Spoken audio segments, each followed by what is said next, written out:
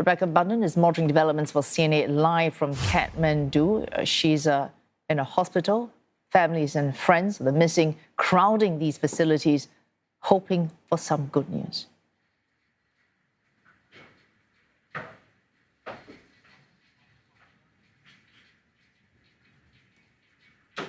Yes, I spent most of today at one of the main public hospitals in Kathmandu, and that's where they've been bringing many of the people who have been injured in that flash flood, also some of the bodies too. And we just saw hundreds of people coming in throughout the day. There was a help desk that was set up there.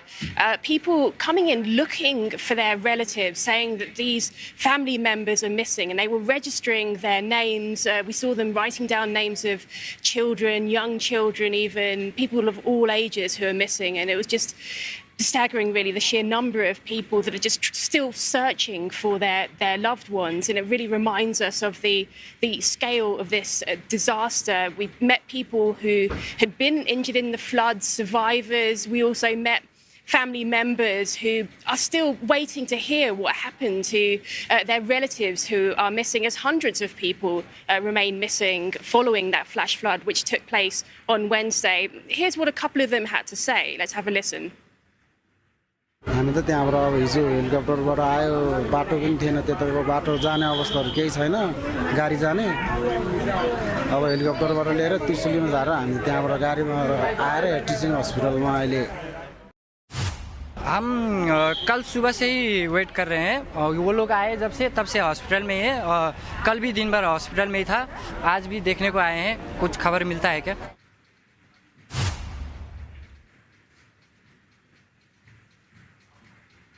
Those search operations, rescue operations are continuing, but obviously as time goes on, that window and hopes of finding people are narrowing. Rebecca, earlier we're reporting authorities in Nepal saying they have what they need to continue with rescue and recovery operations.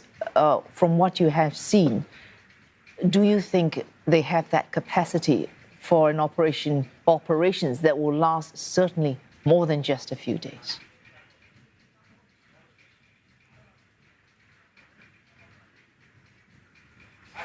Yes, well, it seems that Nepal is making it very clear that it wants to be in full control of these rescue operations, and that's despite the fact that it's understood that several countries have offered assistance in terms of rescue operations, and that's very understandable, especially given the fact that there were hundreds of foreign tourists, foreign travellers from many countries that are missing following that flash flood.